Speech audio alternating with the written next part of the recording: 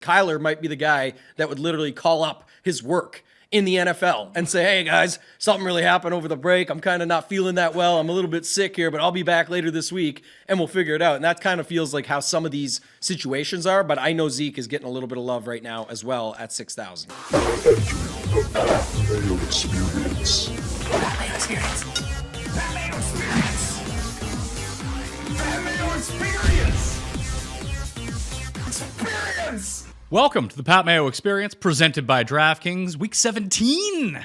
DraftKings Picks in preview. Smash like and sub to the channel. The listeners' leagues are both open. Yes, I said leagues. The Week 17 contest for the main slate on Sunday needs people to play in it. There's like 1,000 spots left. I know people are behind the 8-ball a little bit with this falling between Christmas and New Year's, but let's fill that up, all right? Help me out on that one.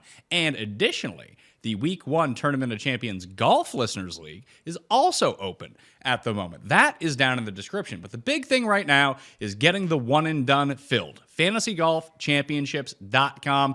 Tambo, I know that you'll be playing in the one and done, and we'll do what we did last year. We'll have the one and done that we do on the show as well. Yeah, that's what I got set up right now. I also got Papa Tambo. Got an entry in there for Christmas, so excited about that one. We could chat golf every week. Funny thing is, he went from being this, oh, I can tout Kevin Tway and talk about all this stuff, to now he's all like a little nervous. He's like, oh, but now I only get to pick one. I'm like, it's easier. You literally just have to pick who you think wins. I'll have to strategize a little bit and figure that out. So it'll be good content throughout the year. Excited to get back to it. The Century, as they call it now. Pretty good tournaments, though, over on DraftKings, and obviously the Listener League being the best. Yeah, of course. Fantasy National is up and running with all the DraftKings pricing since it is out. So fantasynational.com/Mayo will get you 20% off over there. But I do have 2 free entries. I might even give one to you to give away as well, to the good people over at shipitnation.com. But I have 2 free entries into the one and done, $200 value each on them.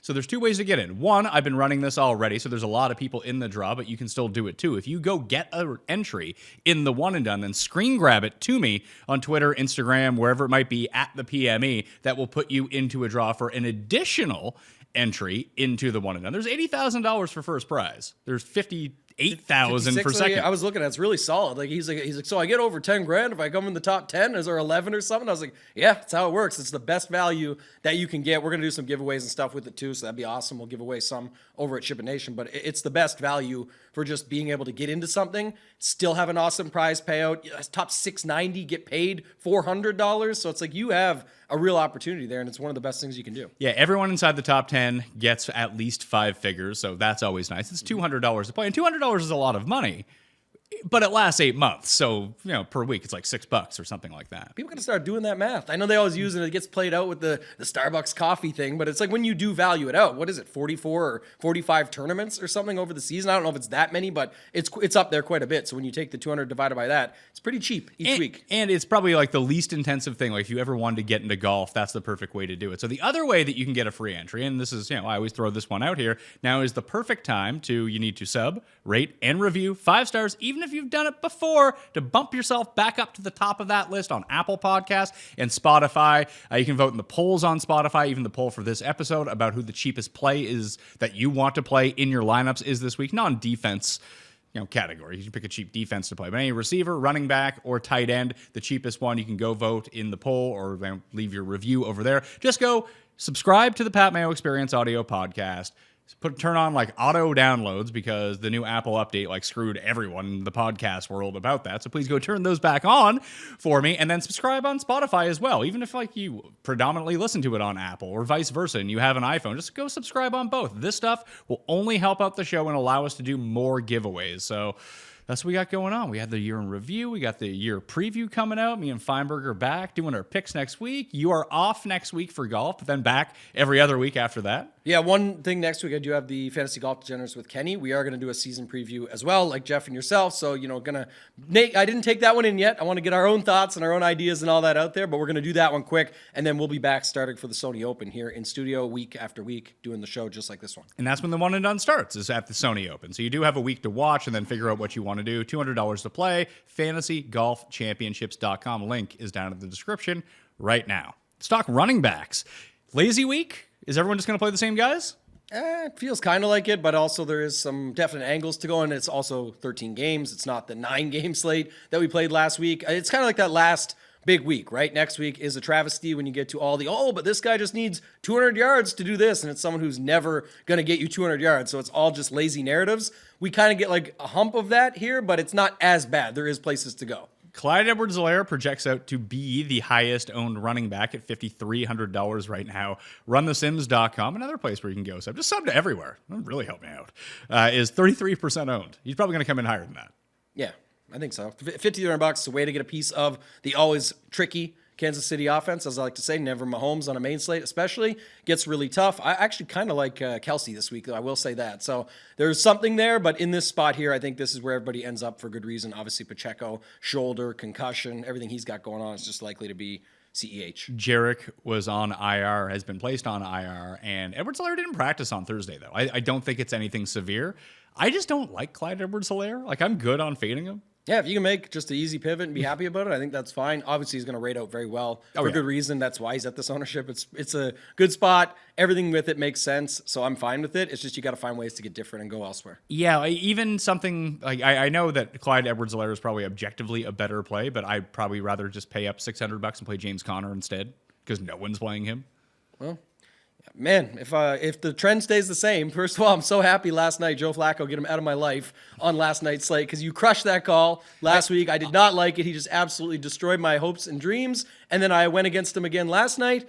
Almost got there with the Ford takes over him in the captain, but sure enough, you still needed a Joe Flacco lineup at the end of the night. So can't get off. This guy just can't stop. So I did well last week because I had Flacco and Amare in my main lineup. That always goes a long way. Noah Brown got his 3 catches at the very end on the final drive after they put Davis Mills in. That was very generous of him not to put up a 0. So it wasn't a great week, but I made a very, very poor decision on Sunday morning. What was that? I had Calvin Ridley and Breece Hall in. And I pivoted out for Parker Washington and paid up for some awesome running back, and they both sucked. Yeah, and the other guys crushed. And the other guys smashed. It was when I added it up afterwards. I probably wouldn't because I played it in the big 150. I played in I think it was the 1,111 person 150, and the difference would have been I think I came 49th or something like that. I would have came second.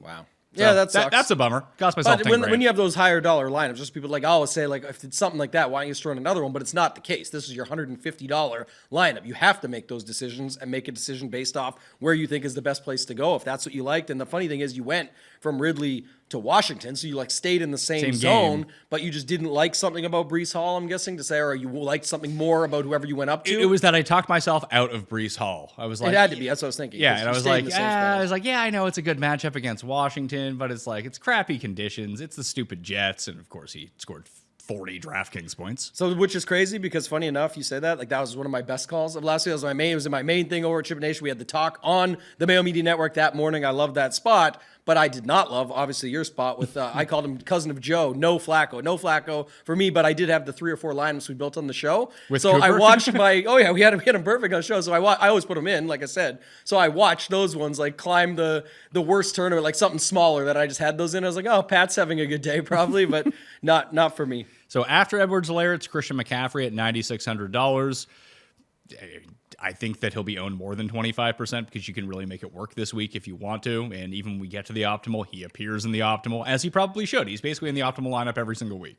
Yeah, there is some trickies to it, though, I think, in the sense of, again, going back and forth on 20 to 25%, who cares? But Purdy looks pretty popular. There is takes on Debo against this type of defense. Well, Debo's dealing with that neck thing. It's fine. I get that he's fine, but I do think that if they get to a certain point of the game, even early, where it just looks like they're going to crush them, that I can see them yanking Debo. Sure, and I'm only talking about public perception, what people are doing out in the public playing DFS. What actually happens, what you just said, is definitely a possibility. So keep that in mind. Good point. But I'm saying Ayuk is cheaper and he's popping. I think he's even in the optimal this week, so he makes sense. And then you also have the factor of the opposite, where you need to be able to afford. If you want to go to Hurts, or if you want A.J. Brown, or those somewhere it's getting squeezed where I think it could at least keep CMC in check. But 20% is probably where I see him come in. Yeah, that's probably the floor for him. And then we'll see how it ends up going if people can make it work. If people can find the money to make it work, so I guess it depends on how popular Stidham gets and these cheaper quarterbacks. If that's the route that you want to go,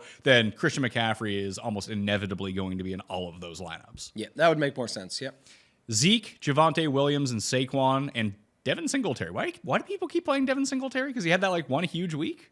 It was volume, right? I think it was he had 2 weeks in a row where he got like he got 13, 26, and then something else. I saw it before. So either way, it's not something I'm excited about. I didn't get excited about him last week either. But all those guys are between 15 and 20, and that's pretty flat all the way down. Like, I was actually quite surprised to see Kyron Williams at $8,300 projected at 9%. Like, just play that guy. That guy scores 30 points a week. Yeah, people. It's a hard challenge to get to him. I like it. We'll get there, and when we get to some of the stuff I'm looking at this week. But the spot that he's in makes it tough. He's 8,300 squeezed between CMC and then all those options that you can go down to. That whole range though below him is also getting squeezed quite a bit. Like Jonathan Taylor, Travis Etienne Jr., all that spot. Mostert, if you want to go there, I know it's against Baltimore, but just little things like that. None of this range is really getting picked up. No, but those options are so significantly better. Like, James Cook's actually a really good play, I think, at $7,100 against New England, but he's not as good as, I would say, Kyron Williams. And like the top three, like if you can find a way to squeeze Kyron Williams and Rachaad White into your lineups, that's probably the best place to do it. But then you're looking at, I don't know, is there anyone in this like mid-tier that you like? Just in general, I would play. I don't like James Cook at all so far, because especially if he's going to get that ownership, I just think there's, people are going to look for. This has happened the last couple of weeks where people find a way to get to a spot where they can't get to. Like, well, if I can't get there with someone else, I'll go here. I'll just go here. And with the Pollard stuff that week, or the James Cook the week he did do good. Like, that's kind of an angle. But now when it comes with popularity, I don't mind. I want to see what happens with Jacksonville here, but I like Etienne. There at 7,200, he'd probably be the guy that I'd have interest in as the week goes on here, but mostly it's the guys down below. I was going to say, I don't really have a lot of strong feelings about any of these $6,000 running backs. It's, Bijan maybe, that's a tough D, but all they do is just throw him the ball and swing it out to him at this point. Like, how many times can we play DeAndre Swift and be mad that he doesn't get a carry at the 1 yard line? It happens every week. He got in last week. He did get in last week. Still didn't really mean that much. And as Jake pointed out, that even if you pay down, and we were talking about it from a season-long perspective, but someone like Javonte Williams at $5,600 makes a lot of sense, but he's wildly popular. As Jake has said, he has no upside. Like, even if he scores a touchdown, he's not good. Yeah, I would say that's one of those weeks where usually when we talk about running back, we're like, okay, besides CEH, I understand that one with the price, the potential of the injuries, all these factors. I at least understand it, why it's getting so much. The other spots, though, I just don't really understand the ownership as much, and I feel like some of the pivots are just not 10 times worse in the case of a guy like 12 to 2%, 12 to 1%, 12 times worse, like things like that. I'm not seeing anything that I love in there for those spots. I guess Zamir White will pick up a ton of steam, obviously, if Josh Jacobs is somehow out again. Zamir White will take away from Clyde Edwards-Helaire. Like, if Clyde Edwards-Helaire is 33% now and Jacobs gets declared out, I guess it depends on the timing of when Jacobs gets declared out. We're filming this on a Friday morning. That could happen by Friday afternoon, for all we know.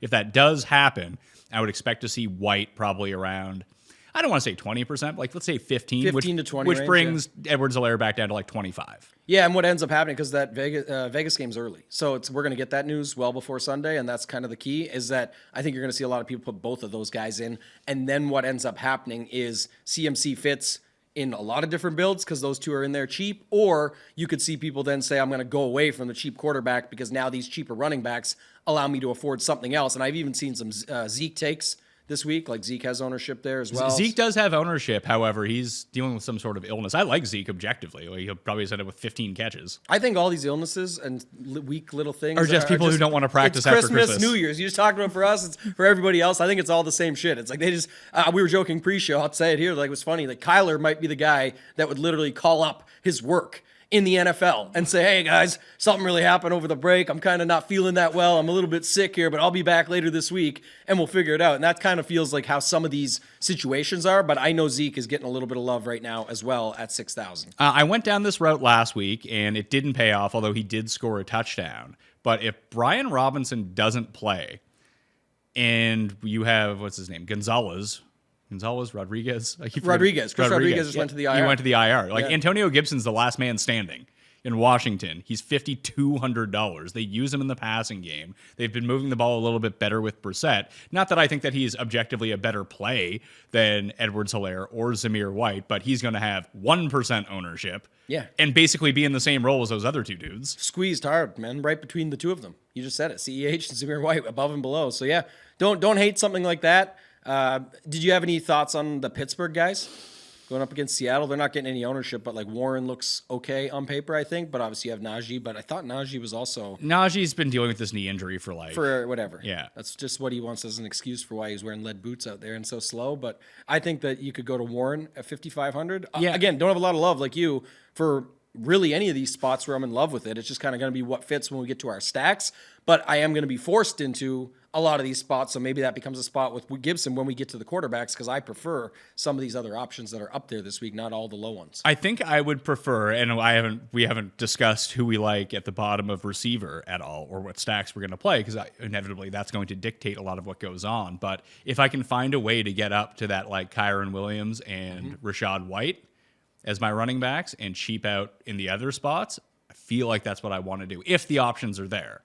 I feel like I'm okay with like splitting with a couple of these low guys and then going with like a Williams to get separated a little bit at the 3 running back positions versus like CMC in there in some builds. And then the other thing I'll say too is I just don't get this yet, because when we get there, we'll see. Obviously, quarterback gets super spread out. I don't think Stidham's going to be super popular, but Javonte Williams is showing pretty big ownership right now For no reason. Yeah, I don't know if it ends up staying that way at 5,600. I don't think it matters what his ownership is going to be. That it's going to be enough where I don't think that he's not going to win you a tournament. Yeah, Like, what would he have to do to win you a tournament? Score 3 touchdowns? It depends what the guys do around him. It depends on what the popularity. I mean, he can get you 18 to 21 points. Yeah, he can get done that plenty of times. But that feels like that's his max. Right, but that feels like that could crush a Zamir White this week if everyone's on Zamir White and the ownership doesn't actually end up on Javonte. Because I'm telling you, like you said off the top, if we get, I should say, sorry, because I'm still sticking with that. I thought he was fine last week, but if we get the Josh Jacobs is out news, it's going to be Zamir White, CEH. It's not going to be Zamir White, CEH, and Javonte. It's going to be those two to get whatever else you want for the majority. And then you have Javonte at lower ownership. Again, you got Warren there. I don't have a ton of conviction on these guys, but I do see that being a possibility, and especially if the Stidham stuff gets more popular. So when we build lineups, let's build lineups with the fact that Josh Jacobs will be out, but let's try to keep like $200 in reserve to make a very easy swap up to CEH or Gibson if we need to, if Jacobs is ruled in. The problem is I think CEH is going to be in the lineups. I know you don't love him, so I guess, yes, when I'm building it out, I'm not going to use him a ton. Like and just 1v1 at the same ownership, whatever it is, I objectively like Zamir White more than Clyde Edwards-Helaire. I'm good with that take. I thought you were going to say Gibson. I was going to say it's tough. I know why, the ownership, but I'm saying... No, Gibson, like I don't think you need to play a ton of Gibson, but I think you could work him in. Yeah. And I want to hear a little bit more about who they're going to bring in as a backup to him. Like, is it someone who is... like I know that Dare Ogunawale is on the Texans, but if they bring in that type of running back to be his backup, it's like, oh, well, that guy's going to suck up a ton of receptions. Gibson's going to do everything on the ground, or potentially vice versa. Like, I'd want to see if it's someone who's acclimated with the offense, knows a little bit, and to see what that split is, because they were just handing the ball to Rodriguez over and over and over. Yeah, and the more we talk about it too, just to finalize it, I guess before we go to the next step, is that is the interesting part of that 6K and above. I should say 7K and above range. These guys have, to me, much fewer question marks. Even if you don't like them as much, we don't like them as much down at 5K. So it's like if you can get comfortable with some of these cheaper quarterbacks or these stacks, ways to get them cheaper, I actually like getting up to some of these other running backs, like you said, like Williams, McCaffrey, White, Taylor, ETN. Even if you do want Cook in there, that's fine by me. Like these spots feel much safer. And then even one guy that I forgot to mention that stands out a little bit is, what do they do with Eckler at 6,700?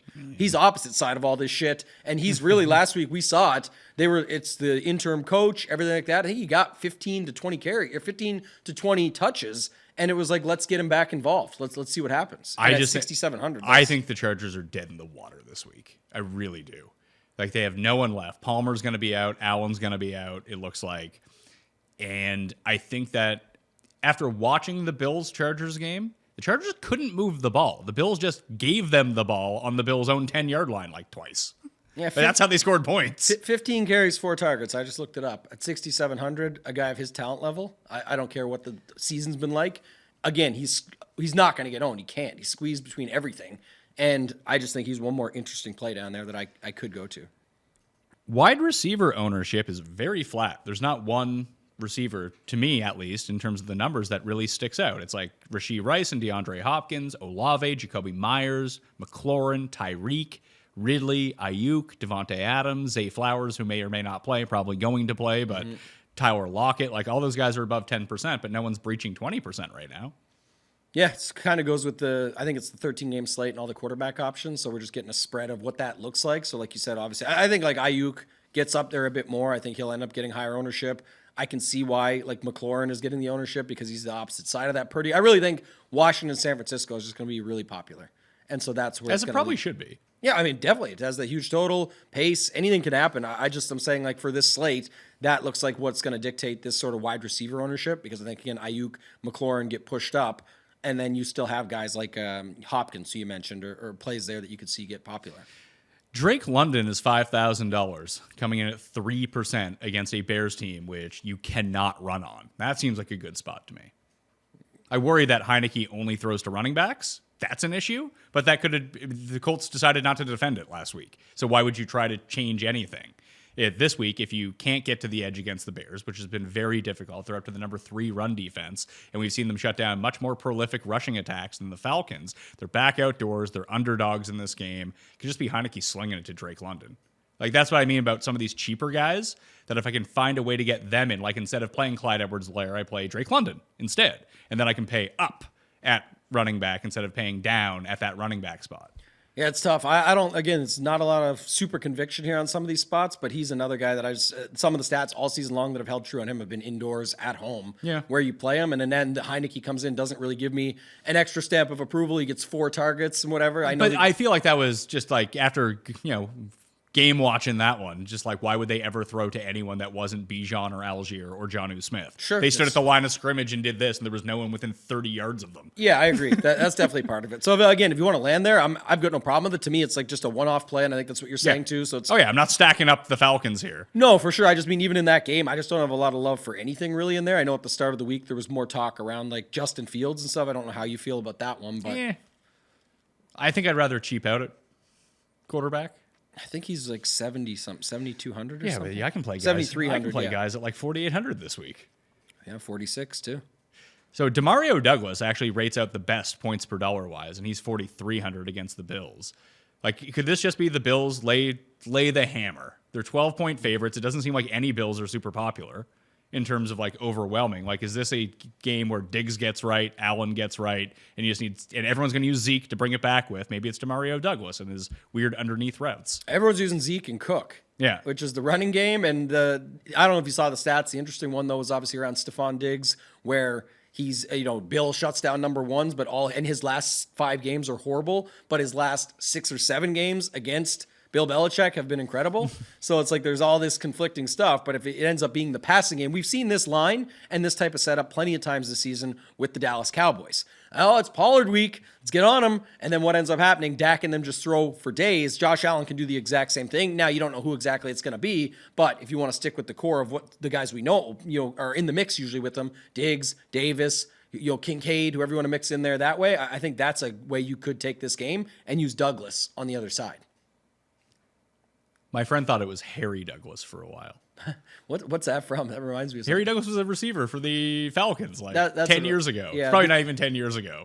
He's like, Harry Douglas is back in the league. It's like, that's not Harry Douglas, my man. Pop Douglas. Yeah. But so he's 43. What I'm saying is that I think there are viable, cheaper options this week. Like, Demario Douglas isn't great, but could he score 30 points? Yeah, potentially. He could have like 8 catches for 100 yards and a touchdown. Like, that's on the table for him in this game as 12-point dogs. Yeah, could it be Devontae Parker as well? It could be. He's been mixing it up the last few games and getting all the snaps too. So he's 3,600. I can't get behind. I don't think going to 36 actually isn't terrible. Could you play Demario, Zappy, and I was just gonna Devontae look up Parker? Zappy when you said that. Yeah, I was just checking it out. But that's the tricky part. But at least then that would be a way to get different with if you did think it was James Cook. What's a way to play him differently? You could do it that way: Zappy, Parker. Pop, and then you use Cook on the other side. Curtis Samuel's only $4,400. I think that he'll be relatively popular, like 10%-ish, because people want access. People need access to that game. And that's an easy way to get access. So there are guys out here. Darius Slayton with Tyrod at $3,400. Like, that seems to be a connection that he has with Tyrod. Like, he doesn't do anything when Tommy Cutlets is in the game. Tyrod comes in, then all of a sudden Slayton's back to, having an A dot of 35 and breaking it downfield. Yeah, one catch, right? So it's all it takes, and that's what it was last week. I'm sure he'll do that again. But yeah, that's a definite another spot you could go, and that's Dortch. Yeah, the interesting thing, though, you just said is like that's the setup here is people will go Tyrod, Wandelay, Slayton will be much more popular. I like Wandelay. Yeah, Wandale. I like that. Wandelay. Yeah, the setup there, but Parker and Douglas are right above, and Zappy's basically the same price there. So you could just set it up that way and do something differently. Yeah, Zay Flowers at 56, Shaheed at 46. You're going to have to get them right, obviously, but these are all like big banger plays that if they hit big. Oh yeah, definitely. It's what who were you talking about last time where we said this, and it was the same sort of setup where you're waiting the whole game and it's probably not happening, but if it does, it's definitely a big time difference than what the other thing was on one of the 3-game slates we were talking about. It might even have been with might have been the Slayton touchdown for the Christmas Day slate. It was the Slayton touchdown, but it was high. But we were talking about Hyatt instead of Slayton, and right. I actually got really lucky on the Christmas Day slate because we had built a dummy lineup, and I think it had Kadarius Toney in it when we built it, and then he got ruled out, and I had to like 1v1 swap like anyone at that price range because I just didn't give a shit on Christmas Day. I was like, hey, I was gonna put in someone who's playing. I switched immediately onto Slayton because he was the same price. I was like, perfect. Sometimes it works out. Darius break the Slayton. That's the guy. He definitely did. That was awesome. And then you have these, like, I don't think Sutton's gonna play. He might play, Cortland Sutton. And then Judy is 5,100. You got Marvin Mims at a cheap price. I mean, we're going to talk about Stidham here in a second. He's the quarterback in the optimal. He runs a ton. Probably bet his over in rushing props. But that's another cheap stack that you can build up if you want to get access to some of the more expensive running backs, if you want 2 of the expensive running backs. Yeah, I think that you had Stidham with whoever you choose with him, and then go with Everett or something like that. It's another just skinny. Everett also in the optimal. Skinny stack. You can just build up and just play it from there. So let's go to tight ends and see what they're saying here in terms of ownership. Kittle, Chig, and Kelsey. 1, 2, 3. McBride and Everett. McBride, just play him every week, man. Yeah, and I think McBride will come in higher than Kelsey still. He should. He's no, better. I know, and I'm saying just from ownership perspective, I think he will. So there you go. Like again, my take is more that Kelsey's getting pushed down, like he might get capped at 10, and that's really low for him on this slate when we can afford him. People are playing. It's a great leverage spot. People are playing CEH at a high level, even if Josh Jacobs gets ruled out and some of that comes down on CEH. It's still a very high level, and you could just play Kelsey here and get after it at 7K. He hasn't had a great season, but if there's ever a spot, this is going to be it. Komet isn't practicing, so keep an eye on that. He may or may not play. Get Bob Tunyon. Bob Tunyon dropping 80-yard touchdowns. Mercedes Lewis. He had a touchdown last week. Yeah. Let's see here. In terms of optimal rate, there are 3 that stand out above everyone else, and it's Kelsey, who's number 1, McBride, who's number 2, and Gerald Everett is number 3 at $3,500. Yeah, I think all fair for what they are. That kind of makes sense to me. And points per dollar wise, I think Gerald Everett is like the best play on the slate in terms of like how it rates out. Yeah, one thing to keep in mind here for this week is that it's very similar to when, actually, it sounds crazy to say, but I think it was true. McBride was $3,500 the week of Zach Ertz getting moved to IR before. Yeah, I played. That's why I got my everything King of the else Beach happened, seat. and that was $3,500, and that was a week to remind people. And this is another one that you can definitely play 2 tight ends, and he should be one of them because you're getting a guy that could be like a wide receiver 2 or wide receiver 1. Possibly, I didn't want to go that far. Well, I mean, wide receiver 1, but with Easton Stick throwing him the ball. So how good is that? Really? You give him a little. It balances out. Dock him out to a 2. I say that exactly, but at that price, you're getting someone who can be legit. Whereas most people look at it and say, I'm not playing the cheap chalk tight end, not who you play. It's how you play him. He can unlock the rest of the lineup for you to be able to get the performances you need and not have to punt as many other spots. Additionally, it's not like he's going to be 25% owned either. He might be like 12. Yeah, and even if he got to like 15, I'm saying that's where people get confused. Oh, but the optimal only says it's going to be 12. It's -3 leverage, blah, blah, blah. Like I get that as well, but I'm not using him as a onesie or a standalone. I'm using him as a prop piece to build up the rest of my lineup, especially in high stakes, smaller field stuff where you can get away with a few more mistakes. That can come in handy to put in some more ceiling plays. The other 2 cheapos that you can go to, I think, Jonnu rates out really well. He kind of rates out well every week. I don't necessarily love him in this matchup. On the season, you do, though. I do. I mean, you do necessarily love Jonnu Smith, but I mean, when you go back and look at like weeks he outscored Kyle Pitts, it's like 50-50. Yeah, it really is. I mean, you definitely hit on that, and he's had some ceiling weeks too. So, but Tanner Hudson at $3,300 against the Chiefs. No one is going to that route. Obviously, he has. As long as Jake Browning isn't playing the Steelers, he's actually pretty good. So far, yeah, we'll see. So far in his career, 2 horrible games against the Steelers, 3 really good games against everyone else, and Cincinnati is 8-2 outside of the division, 0-5 in the division. That's crazy. Yeah, it's nuts. It's the way it goes, though. So a lot of these times we'll see that. Same with Lamar's record against NFC. Like even last week we had that one pegged. I said the same thing. Yep. They're gonna win. I said 6.5 is a gift. Like they're gonna win when it doesn't matter because it matters on paper. Like best record, but it's gonna go against them in the playoffs, especially if they have to face your boy Joe Flacco. The other ones to look at here, cheap wise, if you really need to punt at tight end, so even cheaper than a $3,300 Tanner Hudson. Cade Otton is $3,100, although he's kind of, now that Mike Evans just catches every touchdown, that he's been doing less. Austin Hooper, I went that route on Christmas Day, but of course Vegas only threw the ball 4 times, so that was tough. He did have 2 catches in that game. I think that Michael Myers is going to be out again, so he is their starting tight end. He's the min at $2,500, and Tommy Tremble for Carolina is $26. Hayden Hurst is done for the season. Stephen Sullivan doesn't really do that much. Carolina is passing more, and Tremble's just getting worked in more. I don't love Tommy Tremble, but he's $2,600. If you need to make it work, you can just throw these guys in. Yeah, I think it's why I really do stick to this. And it's been good for me long term, is just preferring these cheap guys in lineups that make sense, using them as like the run back, using them as the way to make the stack work otherwise versus just throwing them in and hoping for a touchdown, because we usually have tight end performances that will beat that and ways to get there in so many other spots. So Gerald Everett is a different case for me here. I think it's like a legit 8 to 10 points, and then you're going to get opportunities to pump that to closer to 20 if it's a good game for him. So I like that better, and just finding that money and saving elsewhere. The other 2, or the other 3, I suppose. You got Logan Thomas at 35, the same price as Everett if you wanted to pivot off of it, because it again, just with the amount of love for that one game, the cheap Washington guys don't seem to be popping at all, which is strange. But McLaurin is the one who's popping off the charts. Is it going to be Brissett this week? It is Brissett. No, I mean, is it going to end up being him that you need? It's going to be Brissett, Thomas and Samuel? Thomas and Gibson, I think. Or like Dotson, who no one's going to play. It's going to be something like that, and then needing the other, because you're the opposite side of Purdy. You can definitely get to CMC in that case, or whoever else you want, and still use up other pieces. Like that could easily be something we see here if they can somehow stick with it. I don't expect them to, but at 49, everything's priced in. 49, 35, 48 or whatever for Samuel. Like you can make that work. Yeah, outside of McBride, like you like Kelsey more than I do. I'm just kind of like off of that it just really seems like paying down at tight end is the move. Because there's just like Jawan Johnson's $3,400. He's good. Yeah. Different ways to like go Kincaid is 49. Kincaid hasn't done shit since Knox came back. Like, you really going to pay 4,900? My take is more to what we just talked about of wide receivers. So we just did it all. We went through it all. The cheap tight end is there to allow you to get to a Kelsey in a flex as a wide receiver, and he's way better than most of those wide receivers we talked about, and cheaper. Like we didn't do fully up at the top, but like there's not like there's amazing takes. Like could Kelsey beat Ayuk on this slate at the exact same price in basically the exact same spot?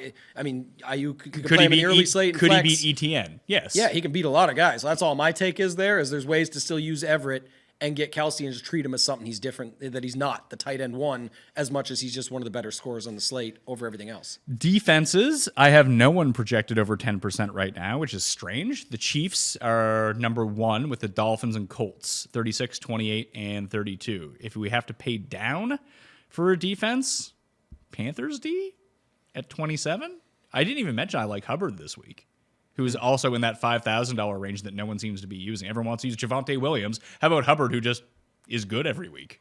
Yeah, I don't see anything crazy here, but I will say I do think Kansas City becomes more popular than they show, because it's really, people love just doing the pairing with CEH. Yeah, They're both in the afternoon. I've done some hand builds coming in. You will have the money left over to afford them, so it's just like a natural plug and play that you'll see happen. So I definitely think they get a little bit more popular than we see right now. Indy looks like one of the other ones that's pretty popular here. I see no reason not to pay down this week. Bengals D, $2,600. Panthers D, $2,700. Cardinals D, $2,400. Patriots D against Josh Allen. 3K down just has all kinds of options. Yeah. Even the Texans at 3K. Broncos at 29. They finally stone minimumed a defense here. Yeah. With Washington. I don't know if I want to go to Washington. The crazy thing is, like, we'll get to it when we get there. Obviously, Purdy's super popular, but the 49ers are scheduled to put up like 30 to 32 points, depending what you're looking at. And they had a horrible game last week and still put up 19 on one of the best defenses in football in the Ravens. So they're going to put up 30 plus points here. So, that's why it's tough to imagine. But it doesn't matter about points put up. It's not for shutouts, like we say. Obviously, Brock Purdy chucks. We can see, can he throw INTs? Now we know he definitely can. So, yeah, I get some of that, but I'm with you. $3K down to that $2,300 range. Looks like there's a lot of options. Like the Patriots are still a good defense, and the Bills, although they've been running the ball a whole lot more, do actively want to give you the ball a lot of the time. Yeah, and if Zeke is your guy this week, you could double down on that one too, because Josh Allen definitely can throw picks as well. Yeah, you could almost play Patriots D and Josh Allen. You definitely can get away with that. He's like a really good version of these other guys that we make fun of. So yeah, that's definitely possible. Optimal lineup powered by runthesims.com for the week. Jared Stidham is the quarterback at $4,800. McCaffrey and Zamir White, again, assuming that there's no Josh Jacobs in here, are the running backs. Super Demario Douglas, Pop Douglas at 43, Ayuk and Rashee Rice at 7 and 69, Trey McBride and Gerald Everett. There you go. The double tight ends at 59 and 35, and Broncos D at 29. So we got a quarterback and a defense on the same team, and we also have a tight end coming back against them. Fun times with the optimal. Yeah, that's the way that works. But interesting power struggle there is it's Rashee Rice in there over CEH. It's Zamir White over CEH because they're using the idea that I was saying earlier of getting the two tight ends in there using Gerald Everett, which, again, I think is fine. I will say this. I see this in the optimal already, and I see it picking up steam as the week goes on. I think it's probably worse for larger field tournaments, but when you're like 5,000 or less in a field, I think it's still pretty sound. Like I'm pretty good on that. I think it's when it gets to like the $20 Millie Maker. Yeah, it's still awesome because you could ceiling out other ways and get there. So I'm not saying don't do it. I'm just saying it definitely gets, in my opinion, worse because I'd imagine at that point he's going to get over-owned in something like that to make in those types of builds. I should say, not versus the actual number. So do you want to build out an actual Stidham lineup here? Well, enter the optimal because you gotta be entering things. Do you want to just start by taking out Ayuk since we have CMC and just see what it looks like with somebody else? I would take out, let's just kind of bare bones this. Let's take out the receivers, all three receivers, and take out Broncos D, and we'll take out the tight ends. We'll just go Stidham, McCaffrey, Zamir White. Sure. And we don't even need to go with Zamir White. Just let's go with Stidham and McCaffrey. Who do we want to play with Stidham? I don't think we need to get two passing options here. I think we pick one Bronco and roll with it. Probably it's Judy, 5,100. You don't want to go with Mims? Not really, but who knows? That's the thing about week 17 and 18. Mims is 3,500. What's his note? He was a limited participant. Okay, due to a hamstring injury. So I guess we have to be on the watch out for him as well. I guess it depends what else you want to do with the build. Like if you want to go Mims Everett, you have all the money in the world, even though you still already have CMC in the build. So we can literally get away with whatever. Question for you. I know that we're trying to maximize lineups here. Do we have to play anyone with Stidham? Can we just play Stidham and just hope he scores a bunch of points? Yeah, because he's so cheap. If he can do it on the ground. Yeah, and he can do it on the ground. Yeah. I'd be fine with that. I'd still want something to propel it. Like I would put Everett in it. Still, Yeah, for example, or Eckler or something to make this thing move, to make him keep it going. All right, let's put Everett in at 35. So now we have the most expensive running back. What if we take McCaffrey out? Okay. And let's see if we can build out one of these Kyron Williams, Rashad White lineups. Okay, Williams, White. Williams and White. So Stidham, Williams, White, Gerald Everett. We have $5,100 left. I said Patriots D. You know what? Can we go Panthers D, 27? Yep. Let's go with Panthers D at 27. Now we have $5,700. I mentioned Drake London earlier.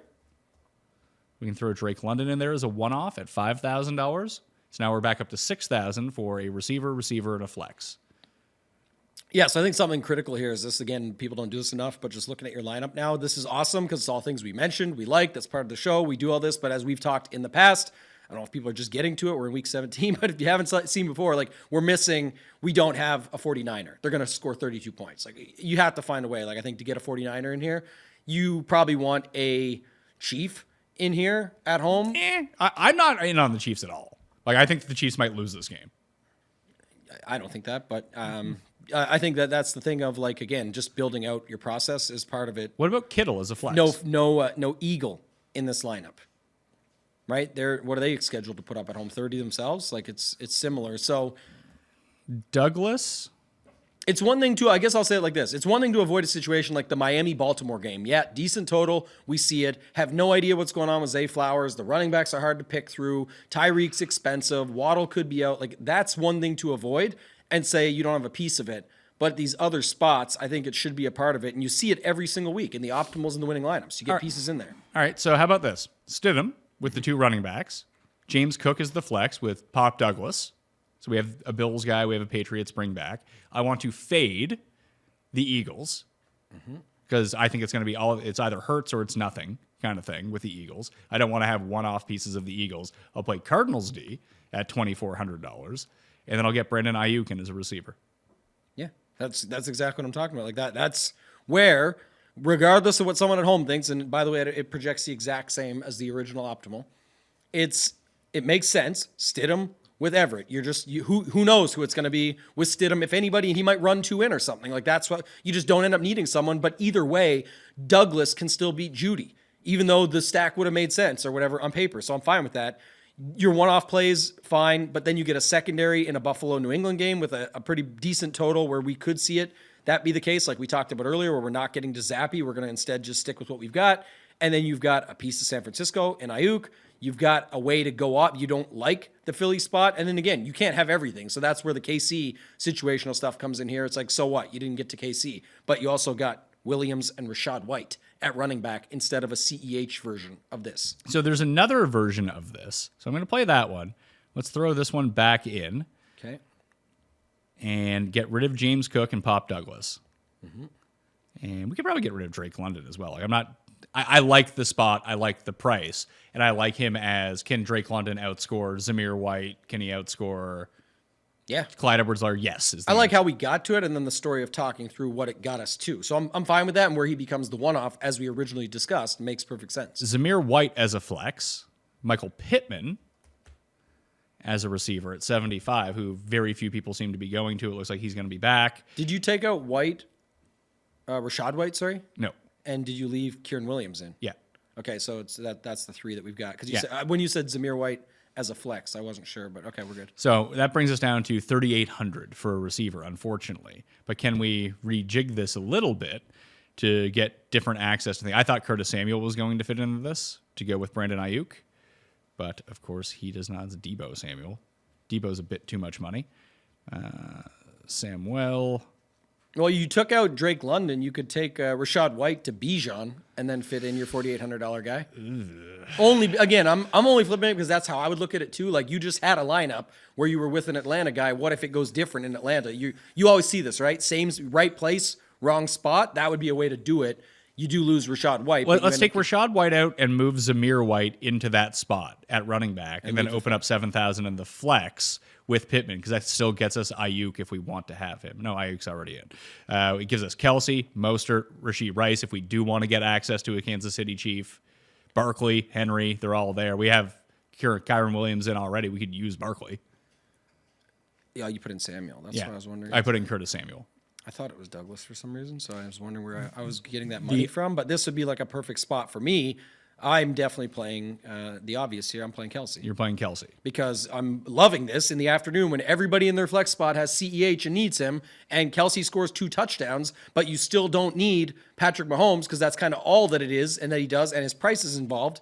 You have a lineup that sets up and still covers almost all the angles that we talked about. And in reality, Pat, I'll say this. The spots I'm more willing to leave out here would be the Buffalo-New England game and the Miami-Baltimore game, and I'd rather have, me personally, pieces of the Philly game, the San Francisco game, and the Kansas City game. This gets me all that while still having access to like a secondary stack in San Francisco, Washington. It still has Stidham with Everett. This projects about 4 points less than what we just had, but I really do. I'm going to take out the Cardinals defense and put in the Patriots defense in this lineup because there's no James Cook going. Yeah, can do that too. And I would guess that, I don't know, who projects better, the Patriots or the Cardinals? It's like the same. I think the Patriots are a little bit better, but I mean, they are a little bit better. I think so too. That I do agree with that also. Yes, I would much rather have the Patriots against Allen, who even if they put up 30 points, can still do stuff against them, versus Philly, who's typically not making that many mistakes. Maybe Swift fumbles or something like that, but usually it's not. And then Hurts is just going to jam 1-yard touchdowns when they somehow land on the 1-yard line every single time. So we'll put that in. Can I pitch you my favorite of the stacks. Stack? Yeah, please do. The game that I want to go to. Can I delete it all? Oh, yeah, delete it all. All right, where Take we go? everything out. You ready? CARR. God. Gonna be another bad week for me if it's a good week for you. Shaheed and Juwan Johnson. Or fuck, you just go with Olave if you want to. That guy eats every week when he stays healthy. And then we go with Rashad White and Mike Evans. And this game is going to be the shootout game. And then we figure out the rest from there. I at least like that part of going through it, like where all these guys are pretty low owned. Maybe Olave might be the highest owned in this lineup. And I don't even think he is what people think he is. Like, I don't, as far as ownership, I think he'll end up just getting overlooked somewhat. And then you have it in the full stack, and you got all the guys that just get the touchdowns pretty much, and hope that Juwan Johnson falls in the box. To my point earlier, that's when I want to punt this spot. Oh, I don't even have Juwan Johnson in this one now. I put him in it. Oh, you kept Shaheed instead? Yeah. Yeah, that's fine too. I like the Juwan call though for that, but let's do this one. Yeah, well, we have other because I like filling out the or the wide receiver spots as well with yeah, like and we have a cheap tight end that we can go to just to get us some more money back. We can throw Everett into this lineup because, like you said, everyone's super low owned here. Who cares? Doesn't matter at that point exactly. And That's also why I think in this case, whether you like or not, there is places that you can just go to and be fine with it. Like if it's Zamir White and CEH, what does that look like? It's not really that bad because nobody has this 5-man. Which I find strange because these are two of the worst pass defenses in football. Like the Saints defense is just abysmal at this point. Like no one's trying, no one's playing. I get that they have the division to play for. Maybe this game ends up like 13-10 or something, but I can most definitely see this being like 35-32. Like like this game has the potential to shoot out, unlike a lot of other ones, like back and forth the entire time because the defenses are so bad. It's like a island game on a main slate, kind of how you look at it. Like Yeah. when you see like some of those island games, where like, oh, these two teams suck. This game's gonna suck, and then you're like, or it goes the other way, and it's the opposite, and it just goes off. And one thing that I blew earlier this year, like we got the game right, was the Stroud 5 touchdown game against the Bucks. But I had the other side of it. I had the Baker, Evans, White with like Noah Brown, and I didn't continue to stack up that side of. I can see this game being very similar to that one. Yeah, it definitely could happen. I will say I like that take of it, where most people are just going to look at the total and say that can't happen, but it doesn't even really matter. But the total's not that bad. It's 42.5. It's one of the higher, like... Yeah, it's just because we have a lot of... So we got, what do we got? 48, 47, 44, 44. Like there's other one, 49.5, obviously the big one. So what I like, I'm saying, is that's the point of it. I like that you brought it up for that reason. There's actual stuff that we could find here. It's definitely not the highest owned sneaky game. It's cheaper-ish. Right? And realistically, the most expensive person is Mike Evans at 7,800 after that, yes, White 76, but you balance all that with the other side. And like I said, you could even get... Oh, you could make this way cheaper. You could take Evans out and play Godwin if you wanted to. You could take Olave out and play Juwan Johnson instead of Everett. Like, there's again, like tons of ways. We can complete this one first, but I think this is, again, where just an extra level of looking at it is like most people that have this make it make sense with Everett. Juwan Johnson makes the most sense of any spot on any lineup in a lineup like this, and he's $100 cheaper as leverage as a pivot play to Gerald Everett, and then you could look for either to leverage it, maybe go Denver D since you're not on Everett, maybe go with Eckler and try and get against him, but you still have more money, and now you open up like your Pop Douglas, James Cook situation. You open up other options on this slate that you might like. So let's finish building this one out with what you like, and then let's try and look at it quickly with Juwan, because I think that is an angle that you could take here. Let's throw in Patriots D. Now we're back up to 6,000 per player. I think this is where Zamir White fits in really well. Yeah, and just see where we land. And $6,800 for a flex. Is there someone you like there? Pacheco, A-Chain, Ridley is there. I like Ridley probably the best of this bunch. If there was a way to find... Can we find $200? We really can't, can we? No, you'd have to go like... Yeah, the 200... You can go... You'd have to play Washington defense, and I don't want to do that. You could go Bijan. You could have just also changed this to, instead of Zamir White, you can go Bijan and CEH if you want two guys that project really well. That still see what happens. Doesn't really matter at this point. Let's do that.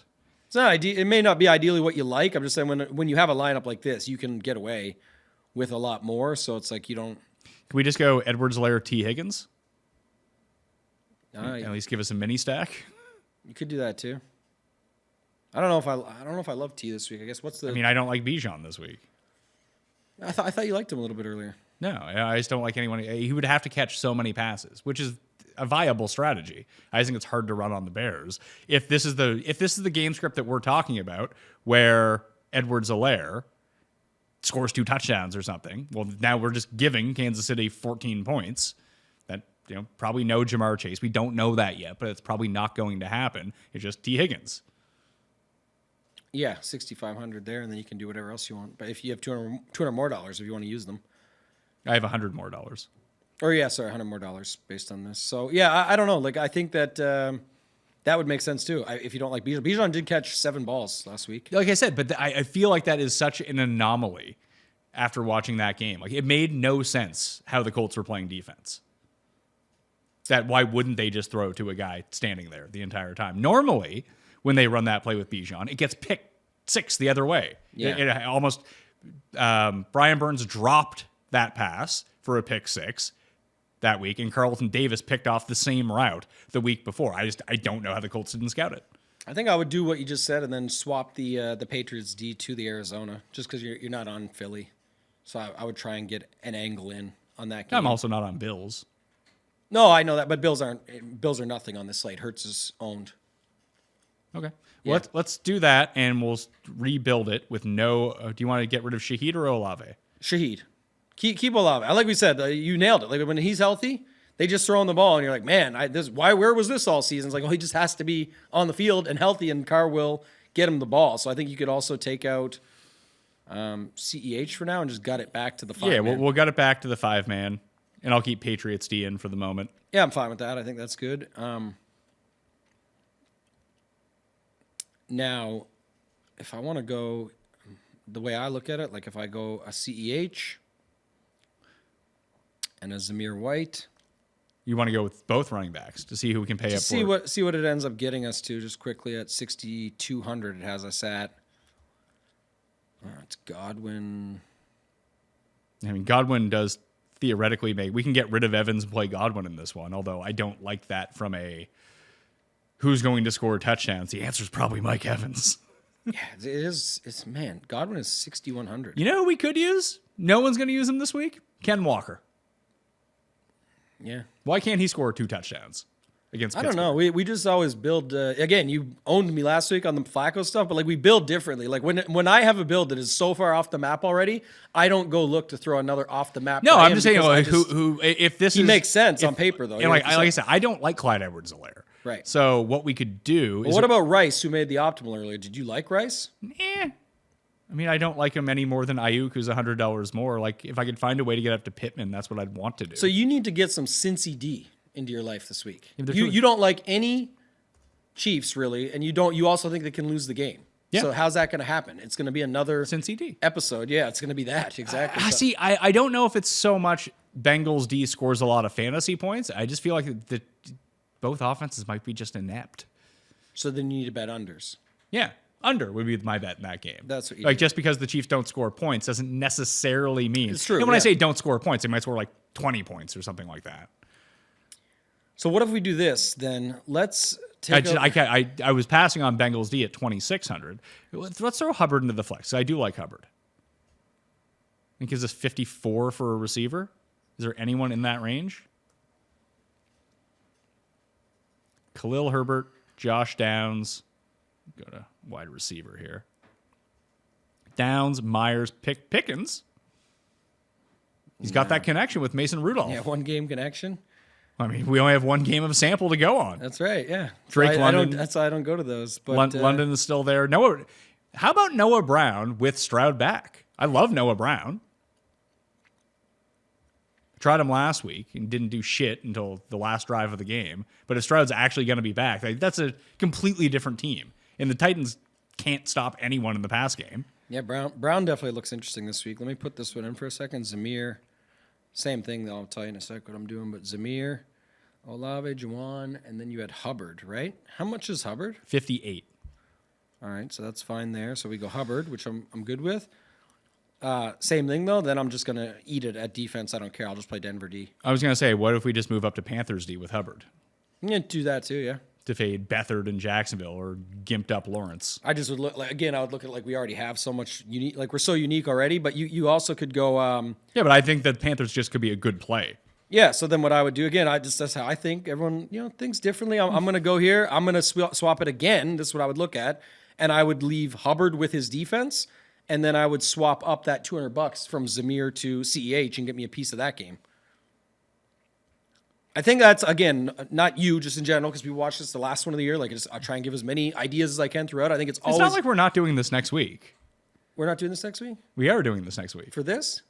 Are We said no. Or did we say no? Yes. No DraftKings show next week? For the Week 18 craziness. Oh, okay. That's what we said. Again, we could talk after. But just to say, like, again, my thought was, and what I'll give is that I try and give as much as I can each time, is that people don't consider the whole concept. They just think like, oh, I like this guy, I like this guy, I like that guy, I like that guy.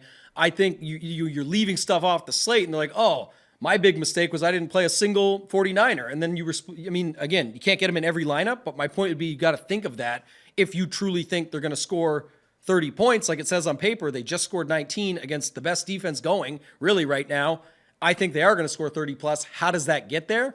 There is situations where it completely balances out and everybody just picks up 12 to 15 points. But there's also stuff where people are just forcing in at least one because that's an angle that's going to happen. Okay, so take Hubbard out then to play on this a little bit. And put Kittle in as the flex. Oh, I think you can actually just do that with what you had. Oh, yeah, and we have $400 left over again now. That at running back, you could take Zamir White up to Jalen Warren. Don't love that. I kind of like what you had, though. Like, Zamir's fine, right? But is there... we had barely spoken about this Dolphins and Ravens game. Like, is this a spot to get Gus Edwards in? Let's talk about that in a second. Actually, let's go back to your Hubbard call because I actually kind of think he is overlooked and it could be a good spot here for him. And then we do get that 2,400 for either Arizona or New England. And like you said, New England probably better. No Philly, though, so I'd be fine with the other side. It does project better, too. With that one, it's only 3 points off your original optimal when you go to with the Patriots D there. That's pretty fair lineup, I think. There we go. Yeah, I like that. Again, you're looking at, like we added a 49er, but it's awesome because it's Kittle as well. That's another thing this week where he's $300 more than CEH, who people are going to be playing a Kansas City guy there.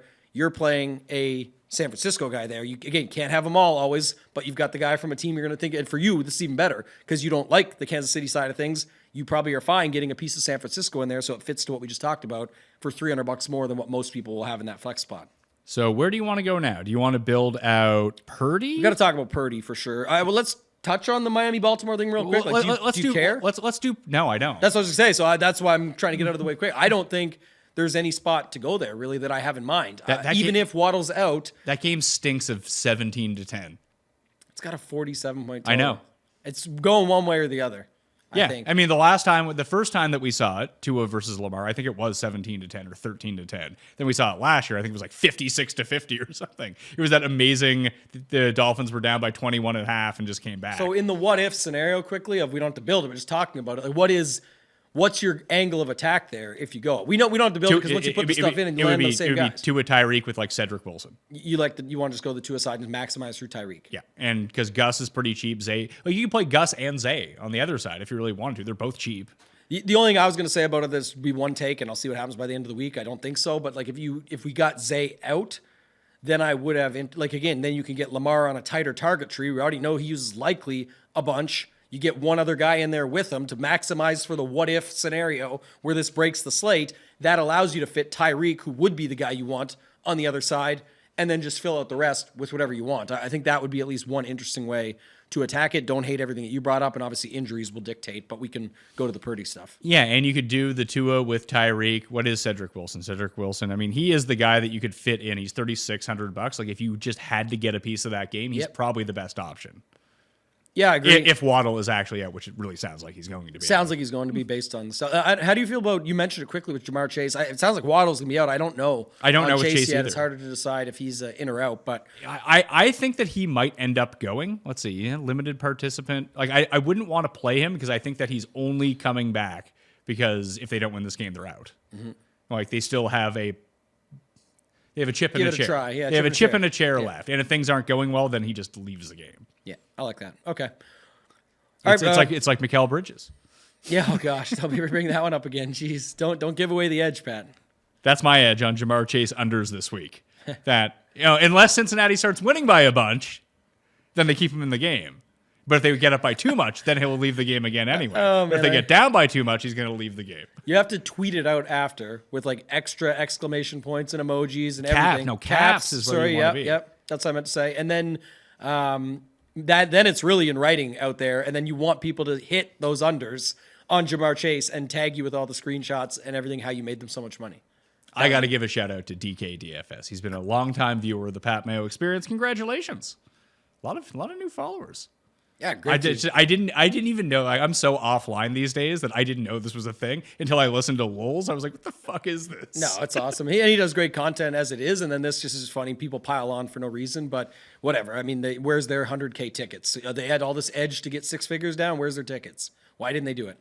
Yeah, you got to remember a lot of talkers, big talkers. We've had this conversation before. Yeah, like I've met some of these professional gambler guys. They're people who don't leave their house. Mm-hmm. Yeah, like Pizzola is basically like the most gregarious and outgoing of the bunch. Yeah, he's awesome. So let's put him as like the top and then work backwards from there. And it gets pretty dark in the basements. Yeah. There, so we got it. Yeah. Purdy, you purred? Yeah. Okay. What are we doing here? And also, what's funny is the guy has his like worst game of the season. MVP odds tank, all this stuff. We get it. That race is the way it is at the end of the season, but everyone wants to hop right back on this bus because they're like, oh, why not? He's going to bounce back. There's no way he can throw 4 INTs again. He's still going to be the guy, and he's easy to stack up. So looks like we're going there. I didn't actually put this out last night, but it got me thinking because Flacco is now like even money with like Hamlin to be comeback player of the year. But if Flacco on Thursday night throws for 400 yards and 4 touchdowns and the Browns lose, his case is over because the Browns lost.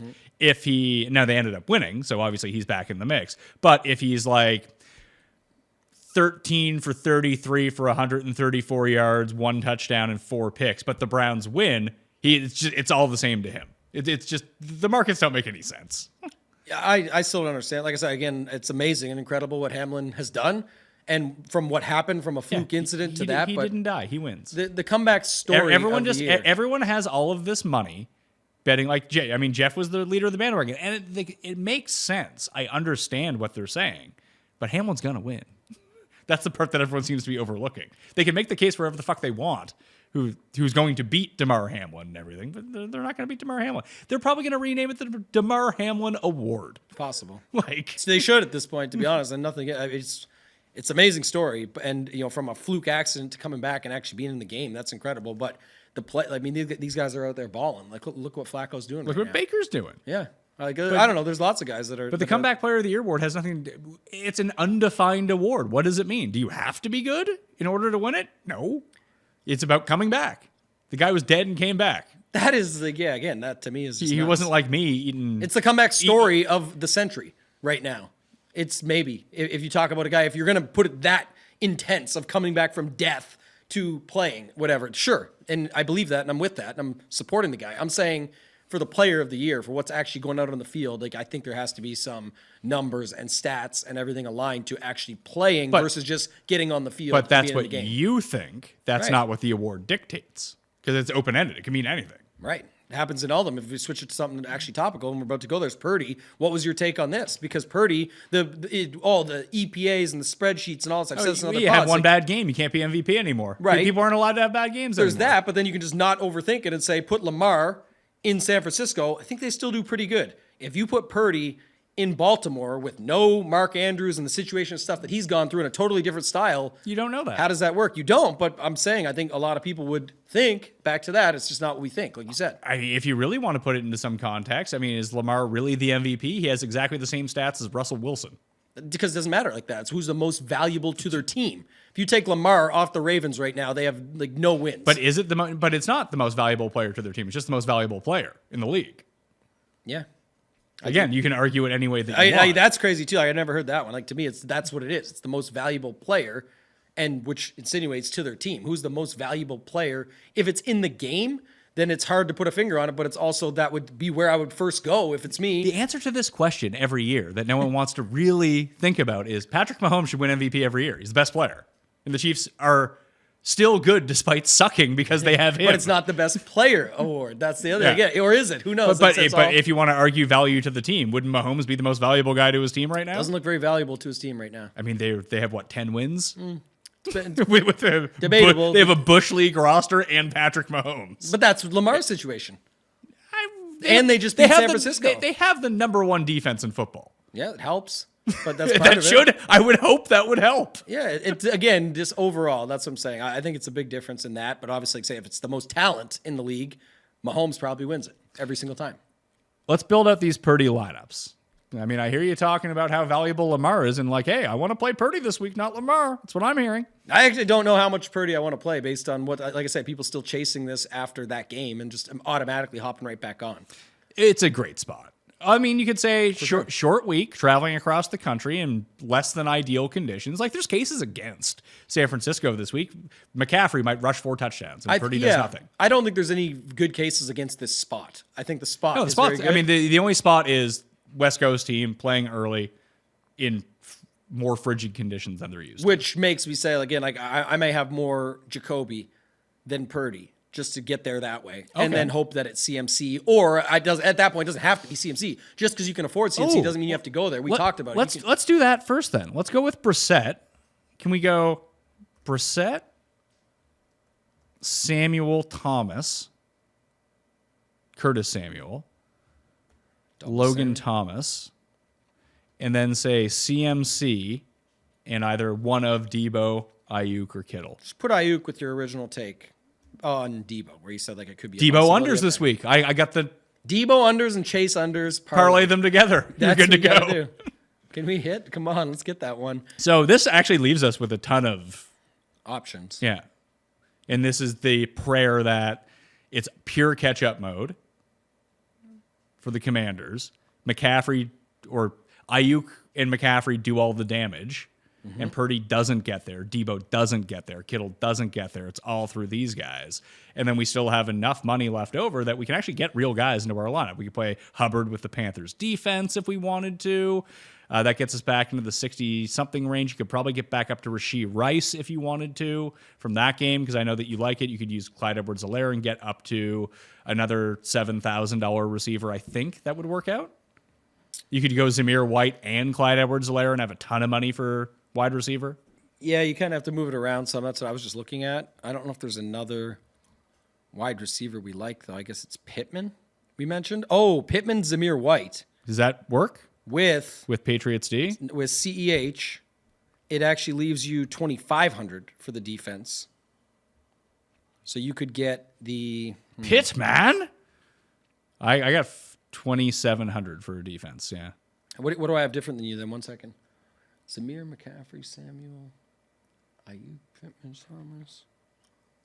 Oh, I do have 27. Perfect. Carolina, but we don't have Hubbard in now. Who cares? I don't like him. I like him some. I shouldn't say that, but in this lineup, I don't like him. I like what we have here. You have a way different way to play that game that nobody's using. You have Logan Thomas as a pivot play off of Gerald Everett there. You're not on Everett. That's fine, but it makes sense within the stack you're building. You got multiple pieces of good spots. You got a secondary in Vegas, Indy with Pittman and Zamir White, a way to make Zamir White a good play. If he is a good play, should be Pittman on the other side, assuming comes back. I'm assuming he's coming back this week. And then you get CEH for a piece of Kansas City. You don't have any Arizona, Philly, and you don't have any Baltimore, Miami is kind of the way I see this. I'm good with Miami and Baltimore. We just talked through that one. Arizona, Philly, there's ways you could flip it and get pieces, but I don't think you have to in this case. My entire Philly take is that it's all Hurts. Mm-hmm.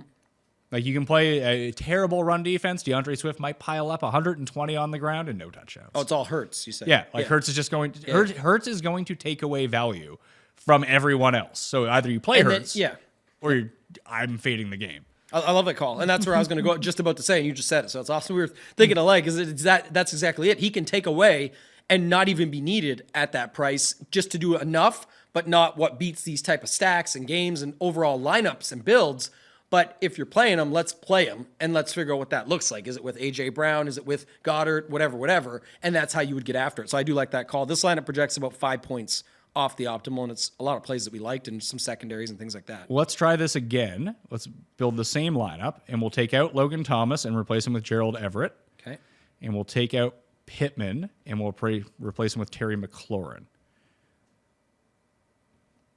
So now, in our flex, we can keep Zamir White, and we can kind of fudge this around a little bit.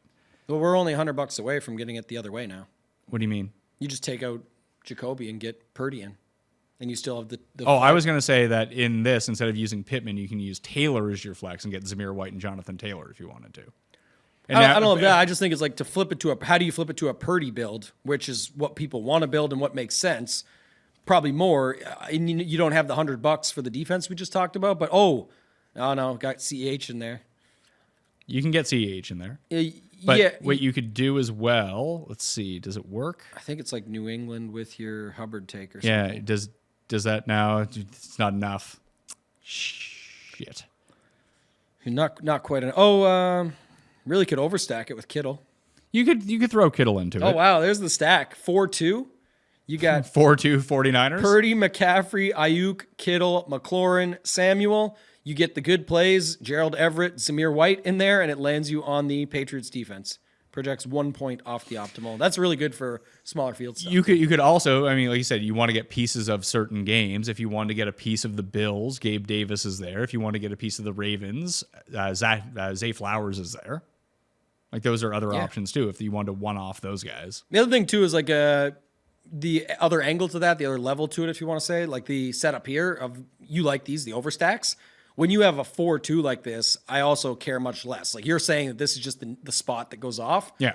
You kind of can eliminate the others. But even in this, it's not like we went off the board. We played Zamir White in the idea that Jacobs is out, and we played Gerald Everett in the 2 tight end build. I know I've got Kittle in there, and I did it that way. There's lots of room to flip that around. You could put Everett back into the tight end, change Kittle to CEH or Hubbard, and still get one of those defenses that we like there. There's lots of things that you can do. Kittle into Everett 3,500. Now I was gonna say, could you get Cedric Wilson into that? You can't. He's 36. Or you could then move around one of your Samuel Sure. McLaurin pieces to make it even better and pop in spots. I guess the take for me is like, can we build a Purdy with our expensive running backs, not CMC, and try and still stack it up? Like go Ayuk Kittle with Samuel, for example, right? That's super easy. And then we get the take out actual running backs we McCaffrey, want. get Kyron Williams in, and then we turn Zamir White into Rashad White. Who's the other guy you liked? Oh, Kieran Williams and Rashad White, you said, right? Yeah. So we need to find $1,200, and we just take McLaurin. Does Pop Douglas still We take Everett to Logan Thomas. And we don't have to, but that leaves us with. I mean, maybe we just play McLaurin. I got the nuts. We'll just Doesn't say, Pop Douglas bring kicks back too? Yeah, he does. The double dip? Okay, I found the nuts. This is your lineup for this week. Brock Purdy, Ayuk, and Kittle with Curtis Samuel.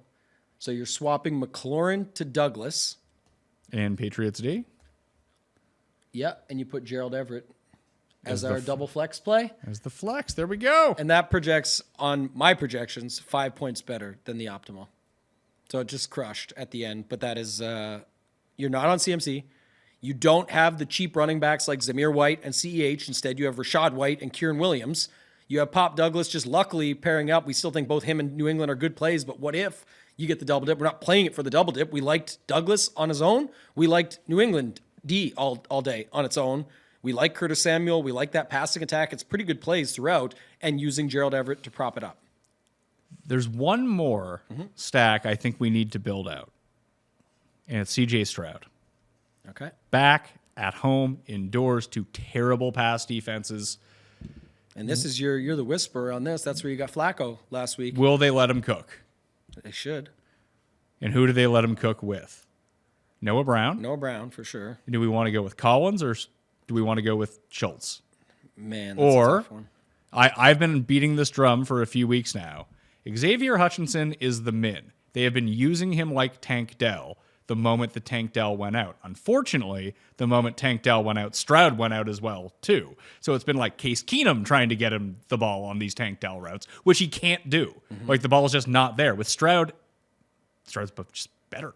Hutchinson might not be as good as Dell, but they're giving him reverses. They're hitting him on 9 routes down the field. Like, if Stroud can complete those passes, I think Hutchinson's super live. Now, this is where you tell me if you like Hutchinson so much, bet him anytime touchdown or like over 2.5 receptions or something. Sometimes, but not necessarily. This is a different case that I actually would tend to agree with your side in the sense that, like you said, snaps are still there. clearly still want to get him out there. Now's the time. Keep it rolling. Now we actually have a guy that can get him the ball. Yes, you still have Collins and Brown there and Schultz, and there could be guys ahead of him, but it's also one of the guys that only takes one play. The interesting thing is, too, is if you set the lineup up like we like to, where you just use up your 3 spots and then throw your popular, what they say is popular Hopkins, but how can you play him differently? You play him with CJ Stroud, Noah Brown, and Xavier Hutchinson. I think we can go right back to the well on those guys you wanted to play. Rashad White. Do we know who is playing quarterback for the Titans yet? For the Titans? Yeah. No, because Will Levis is still, we're wait and see approach. Do we have to play a Titan in this lineup?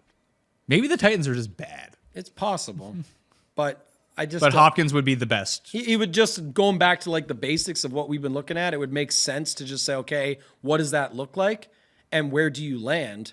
I think you can get.